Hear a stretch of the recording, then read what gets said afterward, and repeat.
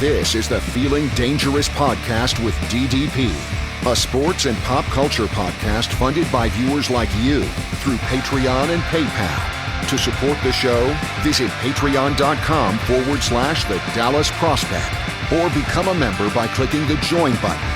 Now, enjoy the show. Welcome back, everybody. This is Darreck Kirby, joined again by Saad Yousuf of The Athletic. And you've probably read his work before. If not, you definitely should. You may have also heard him on, whether it was previously with ESPN, back when they actually had a local team here. And you've also probably heard him on 1310 or 96.7 FM, The Ticket as well. Saad's the beat writer now for the Dallas Stars for The Athletic, and really does really great job. You've also covered pretty much any other team in DFW under the sun, it seems like, for outlets like WFAA. I mentioned ESPN and now The Ticket. Just really impressive what you've been able to do already to this early stage in your career still. How are you doing today, Saad? I'm doing good, man. Yeah, I appreciate that. It's been a hell of a journey so far. It feels like it's still very early on though. So it's fun though. Yeah. I mean, it's what's impressive really is, obviously the Dallas market is a rather large market and very competitive for this kind of stuff. And you've already like carved out a lot of great milestones like on the way, whether it's just the different outlets you've worked for or the teams you've gotten to cover firsthand and, write about, or if you're on the air, talk about in that regard as well. Like it's really cool that you've managed to do so much of this already at this age. You're what, like 26? Yeah, just turned 26. Oh, happy late birthday. I might have actually messaged you on the day of. I'm terrible at remembering that. I can see it in the moment and be like, oh, hey man, happy birthday. But you asked me a week later. I'm like, oh yeah, your birthday was just, I'm bad about that. So I apologize. But yeah, so by 26, you've already checked a lot of the boxes that I feel like a young up and coming sports journalist might have, like, at least with regard to getting to cover these teams and like kind of work in a more professional capacity like that. Right. What's that been like so far? Just kind of coming up and getting to work with these different outlets and whatnot.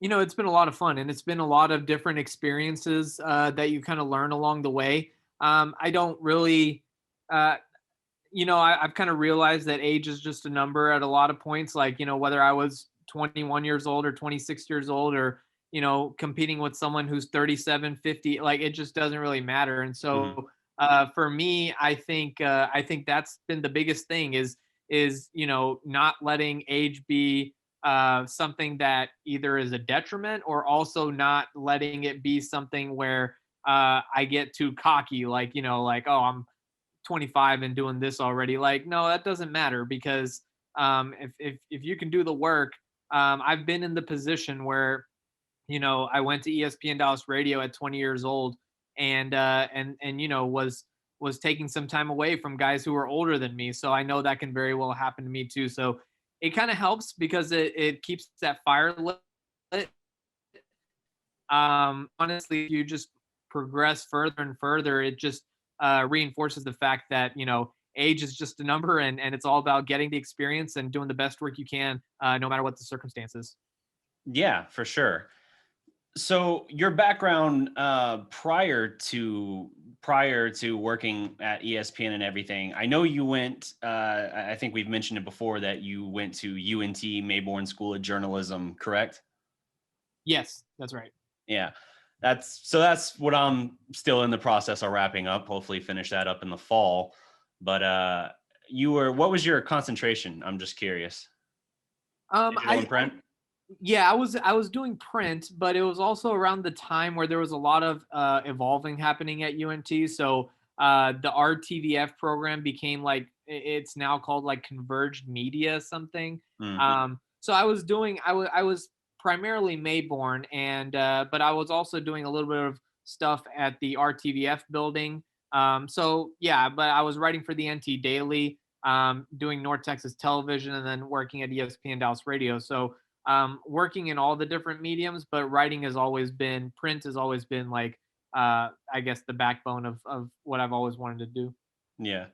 So how did you end up initially at ESPN? Was that like an internship through the Mayborn School of Journalism or something? Or I'm just curious how you got in there. You said at 20 years old. That's awesome that you were still like in school, but also at ESPN. Yeah, it's quite a long story, but I'll make it short. Basically, the way that it happened was I started my own blog when I was 18, and kind of realized that I might be going into this. Um, Covered a Mavericks game on December, I think it was 2nd or 3rd or something like that in 2013. And after that, I covered one more game that season. It was the last home game in April or so of 2014. After that, I asked the Mavericks if they would credential me for the following season, and they liked the professionalism, I guess, that I showed in the first 2 games. So they credentialed me for the home preseason games of the following season. Nice. Yeah, and then after that, I was like, okay, well, this is fun. Like, can I keep going? And they're like, okay, you can do 1 game per month the rest of the season. So it started 1 game per semester. Then it was the preseason home games. Then it was 1 game per month. And to their credit, Sarah Melton, who was the PR director at the time, she was awesome. She didn't put any limitations. She was like, you can pick any game. So of course, Wow. I'm picking the biggest games when Dwayne Wade's come in and LeBron and all that stuff. So that was LeBron's first season back in Cleveland. So they came to Dallas in that season in March. And the reason why I would go where all the big names would come wasn't really to watch the big names, but it was because that's when all the media shows up. So it allows me to network a little more.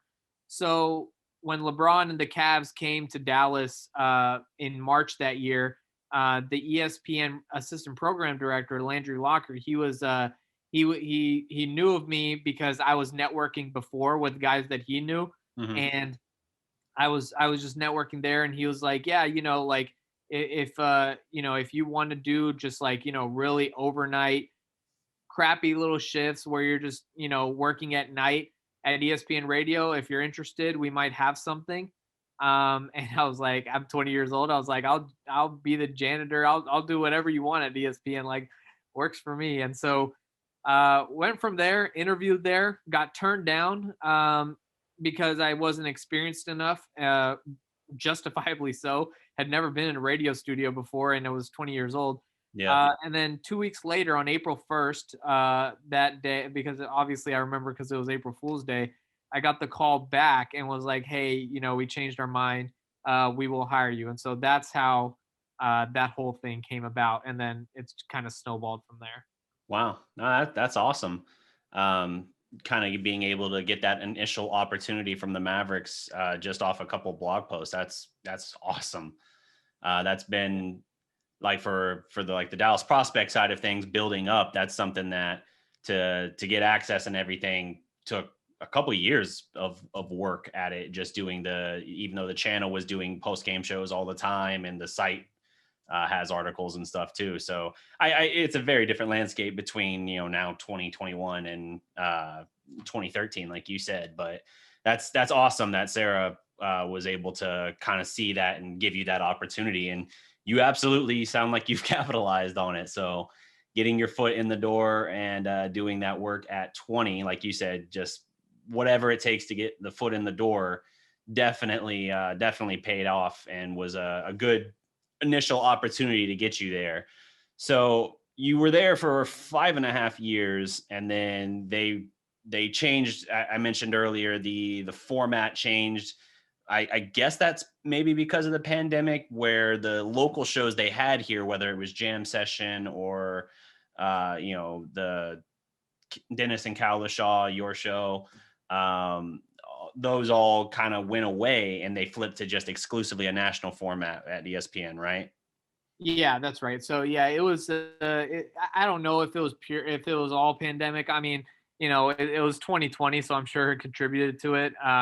But I don't know that for sure. But whatever happened there, it just everything just kind of shut down. But it was a great 5.5 year run for me. It was a lot of people there that helped me along so much. And like when you're 20 years old and have absolutely no journalistic background and and things like that. It goes a long way to be around good people, and I will say just enjoyed the hell out of, working there every single day. The people were the best part about it. And so, yeah, that was and the thing is people say this a lot, but it's actually really true.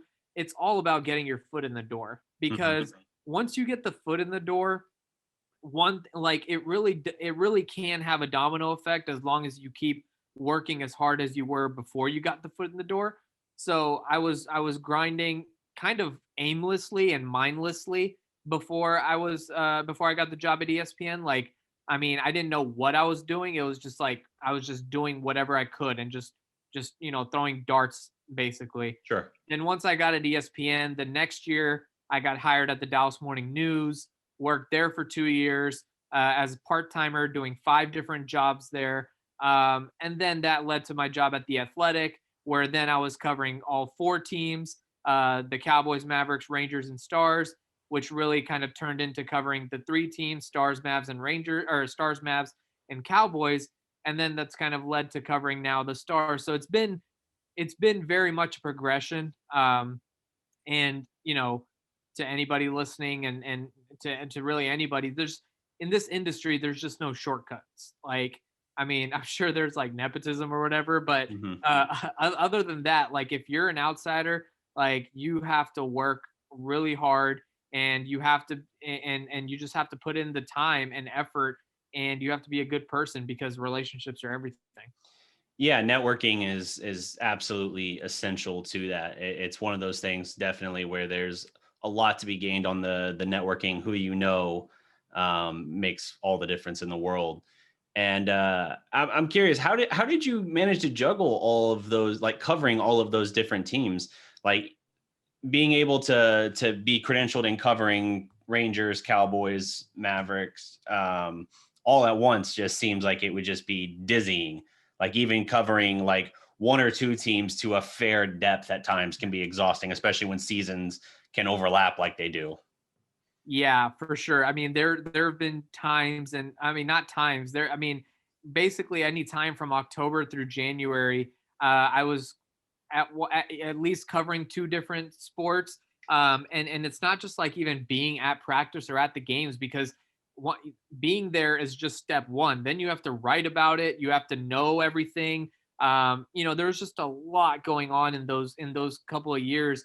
Being young helped, because I have the stamina to do it. That was a big thing. Being single was huge. Didn't really have to worry about anybody or anything except for myself there. And then, the other part of it is just being relentless. Like, I mean, I just didn't really care what else was happening. You have to sacrifice a lot. Like, you talk about, I got hired at ESPN at 20. That was at the end of my sophomore year of college. Like, I have not ever gone to a single college party. I have not ever in my life gone to, many social events or anything. Yeah. Because while those were going on, I was usually at a game. And while that sounds fun, like, and it definitely was fun, I'm not taking that away. It was a grind. Like, I was there to work, not just to have a good time. Yeah.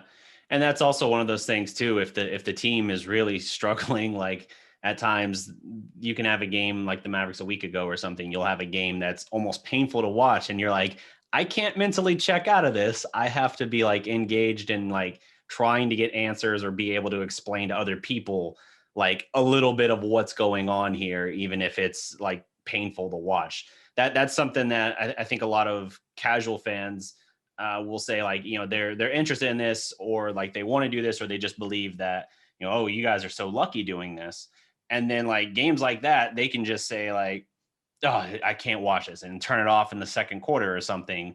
But like, we have to like actually go through it and watch the train wreck in slow motion, and then come back and try and analyze and break it down and talk to them afterwards.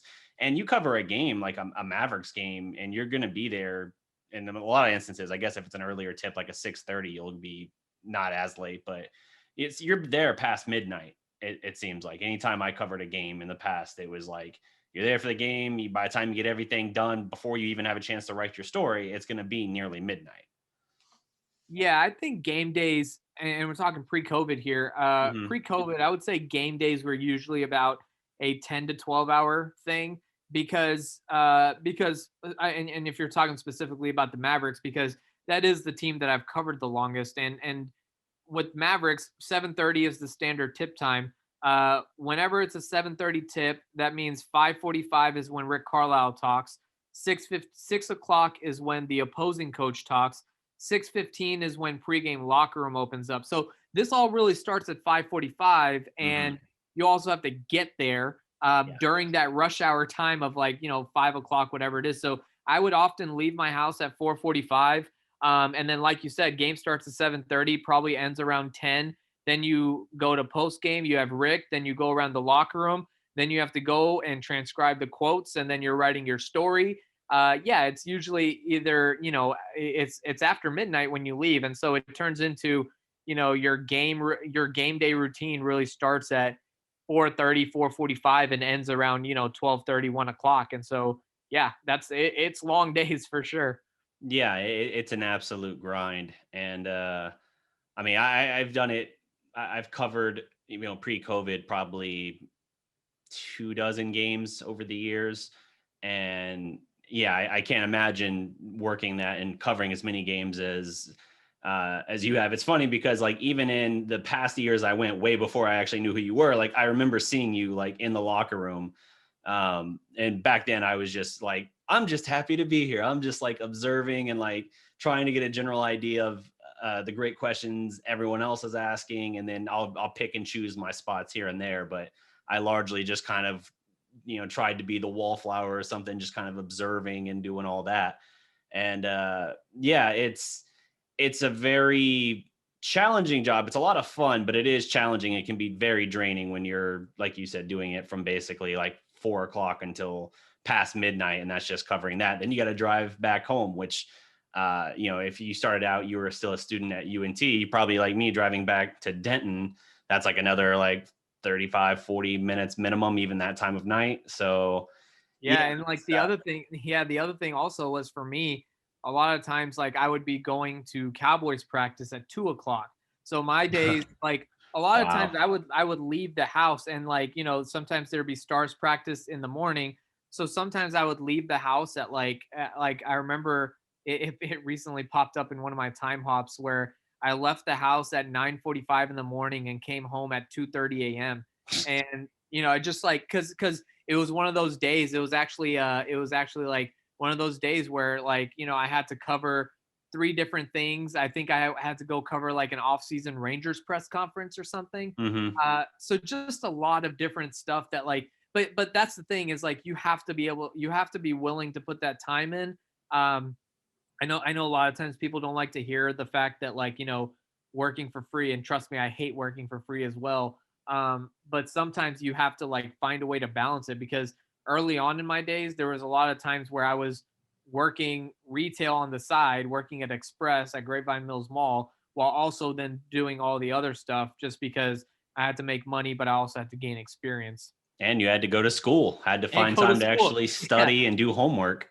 Yeah, the craziest semester I ever had was definitely uh, the fall semester of my senior year, because I was working three jobs at the Dallas Morning News. I was working at ESPN. I had an internship as well covering the Cowboys, and then I had five classes. So that was Jeez. crazy.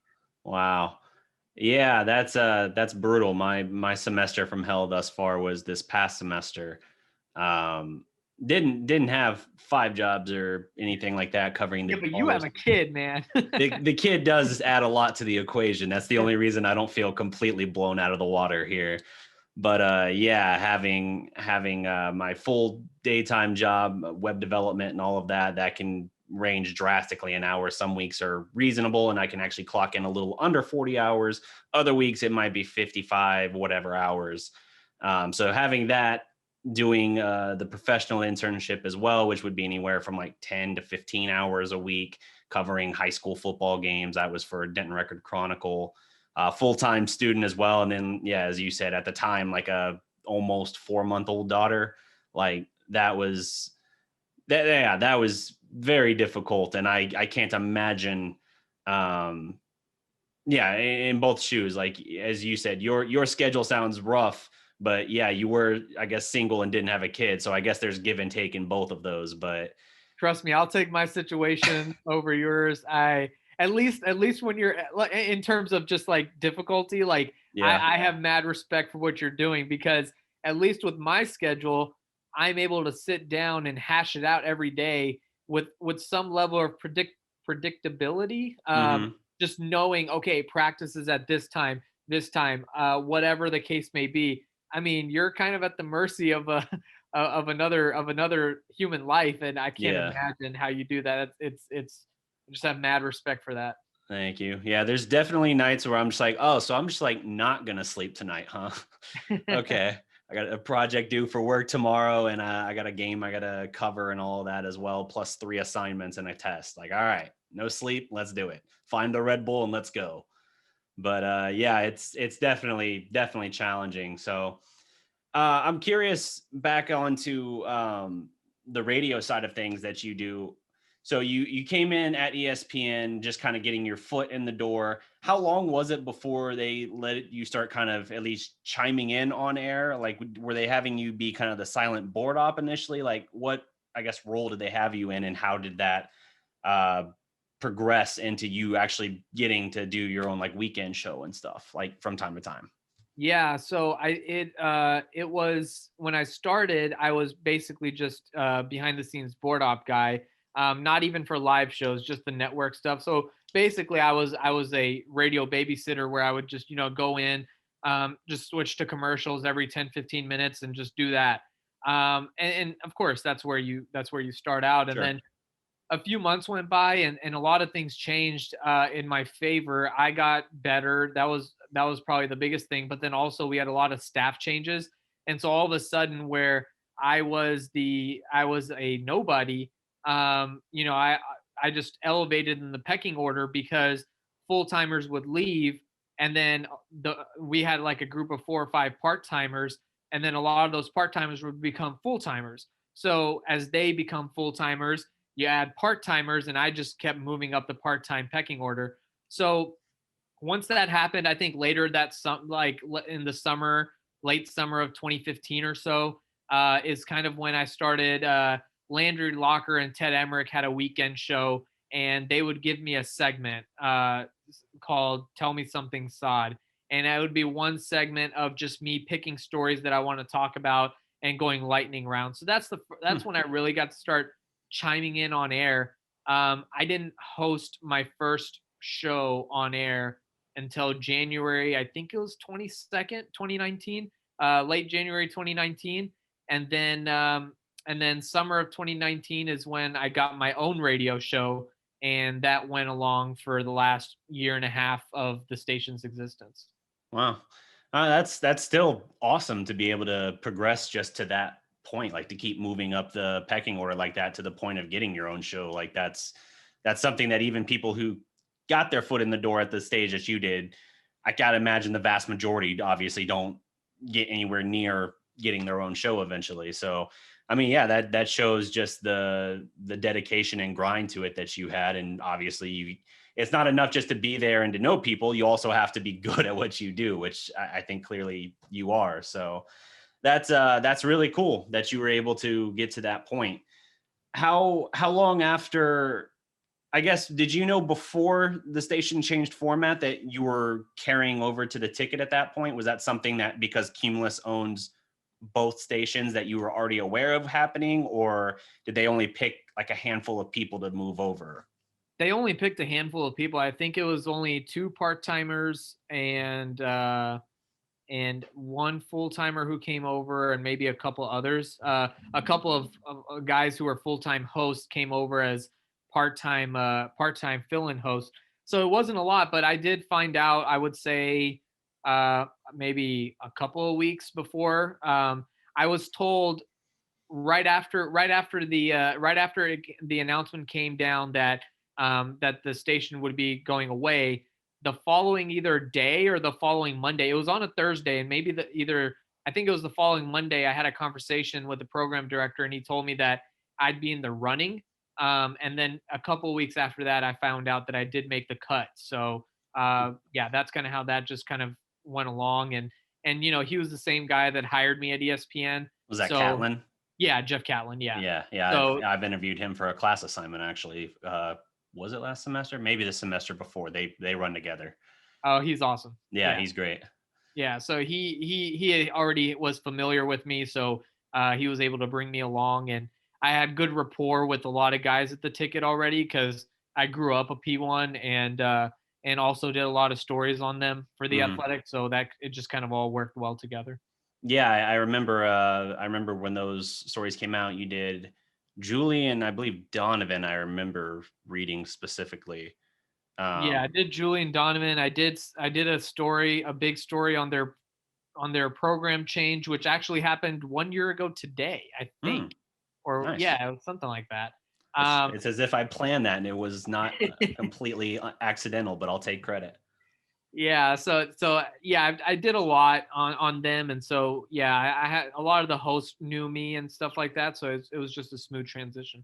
Yeah, that's awesome that you were able to move into that. How soon was it after you got to the ticket before you were on air in some capacity, like whether it was producing and getting to chime in or filling in for like a weekend show?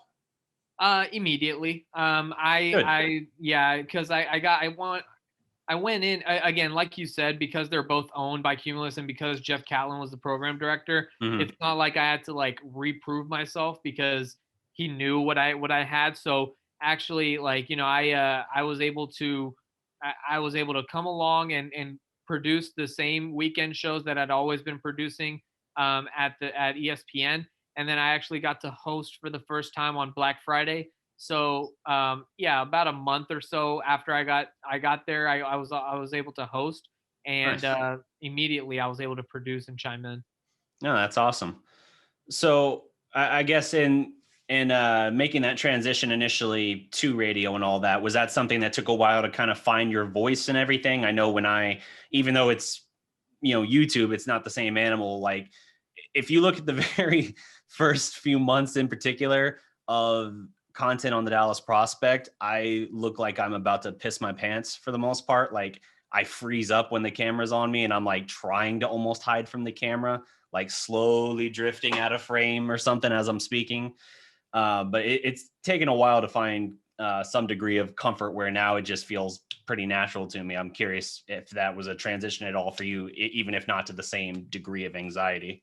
Oh, I bet you it was more. I mean, I don't know about you, but I'm very introverted. My personality is very introverted. So I remember like when I first started hosting specifically, not so much the producing and the board op. Like I could do that because I'm not in the spotlight and I work well there. But when I was hosting, like I literally remember going to the break room right before I would get on air, put water on my face, give myself a little pep talk, and then have to walk into the studio and just start talking because that's kind of where my mind was. Now that got better. I would say it took probably about, I don't know, maybe about 2 months before it actually got there.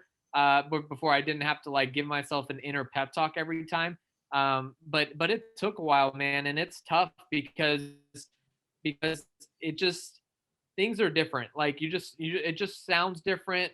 You sound different. Like everything changes a little bit when you're talking on air, and a lot of the, like I said, the stuttering, that kind of stuff, like you and saying like too much or like those are things that you start catching on to, and you try to fix as much as you can, but it definitely takes time. Yeah. I think for me, the thing was always the first few minutes.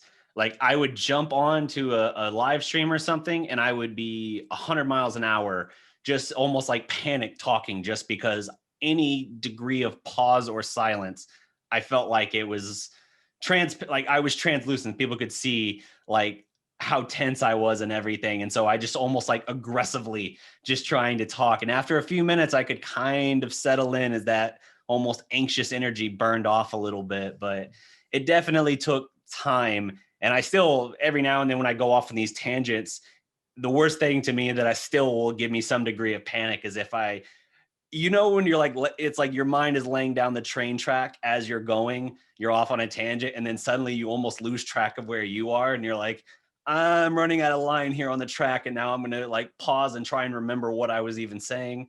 I still have that from time to time, and I've gotten a little bit better at hiding it, but that's one of those things that I still struggle with even now, even with the degree of comfort. It's just with that comfort, I'm able to kind of mask it a little more or riff off of different stuff, whether it's a comment in the chat or something like that, which I guess obviously radio, you guys don't have the quite same degree of access immediately to reaction. Although you guys have like the text line and stuff, right? How does that work?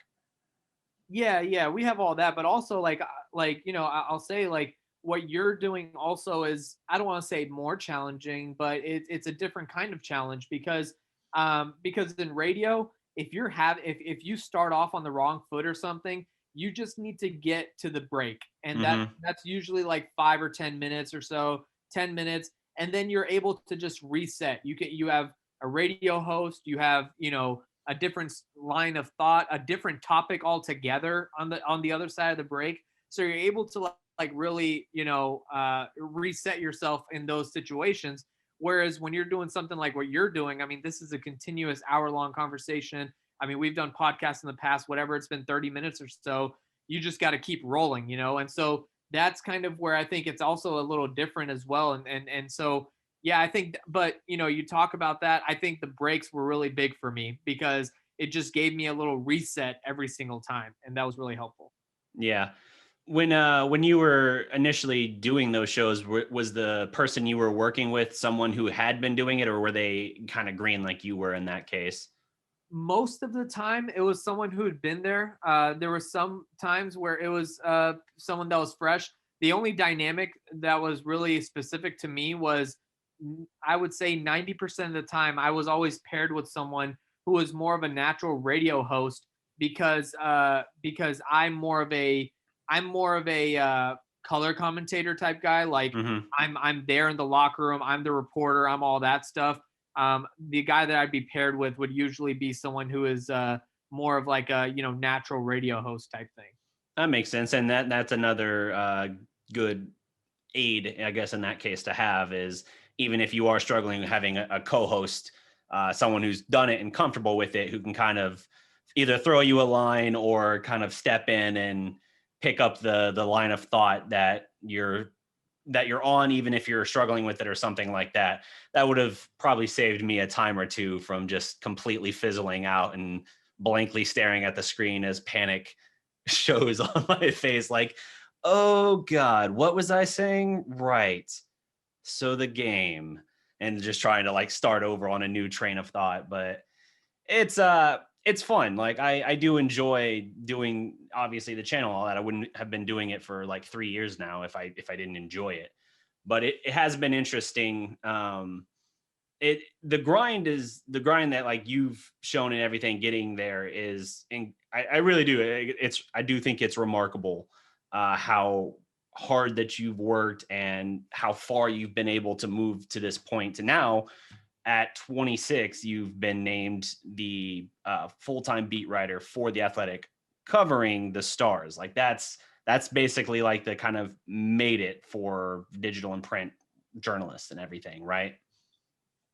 Yeah. I mean, I guess in some ways, I mean, but like, you know, you really like, and you know, I don't get me wrong. I both appreciate you saying that and also acknowledge how blessed and lucky I've been to get to this point. But you know, it just doesn't feel that way. Like I wish it did. Like, and this is where like sports journalism to me has really drawn a parallel to sports in general. Like, you know, Tom Brady just won his 7th Super Bowl ring, and like he keeps talking about like, you know, I'm not weighing my legacy right now. I just got to keep playing, and we'll see when the time when I retire and things like that. That's kind of what it feels like, you know, like I mean, I'm not oblivious to the fact that I'm very blessed and all that, but this just doesn't feel like it's the end. Like I feel like I have No, not the end all be all. Yeah, I do feel like I have a long way to go right now. So, Sure. you know, hopefully just, you know, things keep progressing. And the other thing I will say And this is just true about the industry in general. Anything you do in sports journalism, it's the best job in the world in the worst industry. I mean, it is a brutal industry out there. You just don't know when the last day is going to be. Mm-hmm. We saw a lot of guys get laid off at TSN just earlier this week, radio station up in Canada, and so you just don't know when that's. So you have to really just appreciate the moment. So it's a balancing act of that, and I appreciate where I'm at, and acknowledge that it's great, but also keeping my eyes kind of going forward. Yeah, no, absolutely. And I wasn't trying to say like that. You're like, oh, you've had a career. You No, can call it a day. no. Yeah, Reach the pinnacle. I think you look at guys like Mark Stein and Adam Schefter Sure. and those guys. Even like guys like Tim McMahon, even though he probably would say something similar to what I'm saying. Those are the guys that I look at as like my role models and guys that have made it. So yeah, I mean, it's completely different. Yeah. But it's nevertheless, it is a huge milestone at the very For least sure. to reach Yeah. this point now, covering the beat on the Stars, kind of having that full-time capacity where now all of your attention is on the one team. Does that, I guess, bring with it like a heightened degree of like career satisfaction, and what are the possible, I guess, impacts on like your mental health? Is there extra stress and anxiety that comes with that, or have you kind of settled in well to that, you think? Um, you know, if I'm being completely honest with you, it's a lot more stress and anxiety, at least for me right now. I've actually haven't dealt with it very well in the first 2 months on the job. So I'm still working through a lot of that, and I think there's a balance of how much you let it get to you, and every day there's something different, whether it be not feeling like you're doing as well as competitors or your predecessor, or uh, internal company goals and things like that. Like there's a lot of factors that go into it, and I just I'm not there yet. I have a lot more. I have anxiety a lot more times than I have no anxiety, I would say, over the last 2 months. There's no Yeah. doubt about that. I mean, that's understandable. And I think that's something as well, that self-care is definitely something that's difficult for a lot of people to do. I'm not the best at it either. I feel like I've been trying to put more emphasis on it in recent months, because in last semester, where I had this kind of semester from hell, I didn't handle it very well. I was incredibly stressed out of my mind, and not I didn't feel like I was like, my grades were fine and everything, like straight A's, but I felt like I was tense all the time. Like I couldn't relax, and it made it harder to be mentally present for things. So if I was sitting down with my daughter, for instance, there would be like a little bit of it where I would just be so either stressed out or just exhausted that I didn't feel like I was fully present. And like that bothered me. I felt like I was doing something wrong, or I was being a not great parent somehow by that. And I kind of finally had to realize like, well, I'm not taking care of myself like I need to, or I'm trying to find some kind of crutch of sorts for me to cope with this, and it's not always the best way to go about it.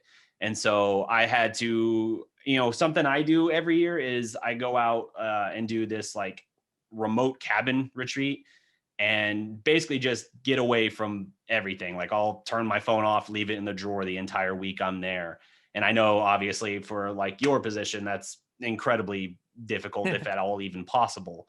But that's something that for me helps a lot, just getting away from everything, just like almost this like detox of sorts, where you're just out in like the woods somewhere and hiking a lot, and just literally clearing your mind, just letting everything kind of release, just that mental clarity that can kind of come from that. And I usually come back from those trips feeling really refreshed. And a big part of it is not just from like the physical side, but also just kind of saying like, all right, what do you think you're doing good? What do you think that you need to improve on? And one of the things I always come back to is I need to do a better job managing my mental health as I'm going through the course of the weeks, because if not, it's going to build up to the point where I just don't feel like me, and I feel like I'm just not in a good space. So I can definitely relate. Yeah, it really hit home for me, recently in early January, because I had to miss a Stars availability to go to a cardiologist appointment, and that was when I was like, you know what, like you have to balance all this stuff, because you can't, like, I have all this anxiety because I want to do a good job, but I can't do a good job if I'm missing my job to go to doctor appointments. So Sure. that was like a slap in your face, like, moment where it was like, hey, get a hold of yourself, kind of thing. And I think, things have been trending in the right direction ever since. Oh, that's good. I mean, that's the big thing, is you gotta kind of take care of yourself, because it'll eat you up otherwise. So I can definitely relate to that feeling for sure. So in switching into covering the Stars exclusively, we talked before about how you also covered all the other major pro teams. Is there a thing where you miss doing some of that a little bit? Like, not that you don't enjoy covering the Stars, obviously you do, but like having that broad focus before and covering all the teams and feeling like you're, as I guess, dialed in. Is there any part of you that kind of misses that, even if it's just like one team or something? Oh, absolutely. I miss not just one part of it. I miss it tons. For multiple reasons. I think one of the biggest reasons why I miss it is because we have such a great staff of writers here at the Athletic. So when I was the general assignment guy, I got to work with all of them really closely, and I miss doing that. Like working with Tim Cato on Map Stories, or John Yeah. Machota on combo mock drafts with the Cowboys, comboing on with Sean Shapiro, even with Levi every now and then on Rangers. Like, I miss doing that the most. And then, yeah, I mean, look, it's not a secret. I love hockey. I love covering the Stars, but I grew up on football and basketball, and those were my two sports. So I definitely miss covering the Cowboys and the Mavericks. But it's at the same time, like, I've kind of moved on from that job in mid-November or so. And I didn't miss a single Cowboys game. I just watched it differently because Sure. now I'm just watching with enjoyment. I've probably missed like maybe a couple of Mavs games, but I've still watched like most Mavs games because unless they directly contradict with the Stars game, and even then, like, a lot of times I'll watch the next day or something. Yeah. It's just, you can't, I just watch from a different perspective. I'm able to just relax and not look for certain things, but I'm still, I still love those sports. I love covering those teams. And the other part is I still do cover those teams for the ticket. So, it's a part-time capacity, and I'm not writing about them, but I still do talk about them, cut audio, things like that for the ticket. So still very much involved in those areas as well. Yeah, for sure. And that's definitely one of those things too. I know in like my experience, if I'm covering the Mavericks game, I always feel it's not like I dread it. I don't. I enjoy it. But I feel more like almost tense and on my toes a little bit. Like you said, you're really having to like pay attention and look for greater trends and things like that, or take note of specific details like, oh, okay, after the Mavericks took a timeout, they came out and had a 7-0 run that kind of got this guy going a little bit, and that led into the, like, there's just bigger things that you have to look at. Whereas if I'm not covering the game, but I am talking about it on the channel, I'm watching the entire game, but like, it's not as zeroed in absolute. I feel like I'm able to be a little bit more casual about it, where if my wife says something, I can like, interact and engage a little bit more freely, and just kind of keep an eye on it and keep listening and everything, and still be fully in the know of how it's progressing. So it's a different animal for sure. And I definitely enjoy covering it, but there is that extra little bit of, I guess, tension or whatever with it, where you just feel like that pressure, like, oh, okay, I really got to be dialed into this so that I can get great clips and everything afterwards from like the Zoom calls and everything. And then, have those clips or talk about that in detail in the show, like the post game thing I do for the channel. So Right. it's definitely an interesting beast. Yeah, no, it is. And the grind is, I mean, the way that you're approaching it, that's just the way to do it, and so that, like, I think it's all about the way that you approach a lot of these things. And once you approach it the right way, it changes everything. Yeah. Well, it's very, it's great always talking with you and everything. And thank you for coming on and giving a little bit of context and everything to your background and all that. Like I said, I've enjoyed your work for quite a while now, even before I reached out to you several months back initially. But always the open invitation if you ever want to jump on and talk Cowboys, Mavericks, whatever. I'm not as dialed in on the Stars. I can dial in on like playoffs and all that, but as far as regular season coverage, I'm just like, I literally don't know how I have time to do that. I struggle to balance the Cowboys and Mavericks in years where, in a normal year, where they're overlapping in their seasons, Yeah, no, absolutely. And hey, like I said, I'm not as dialed in onto the Rangers. That's probably and that's even before they were bad. I mean, even when they were good, I was kind of not really, Right. not a ton at least. But when it comes to Cowboys, Mavs, and Stars, I'm basically dialed in 100% on all of them. So it's a great time. Fair enough. Well, that'll do it for our time here. Like I said, appreciate you coming on, and we'll have to do it again sometime. Talk about, I guess, Mavericks here again soon. They're actually getting a little bit of positive traction again, which is nice to see. Yeah, sounds good, man. All right. Again, guys, check out Saad's work over at The Athletic and check him out on 96.7 FM or 1310 The Ticket AM. So until next time, remember, every legend was once a prospect. Peace.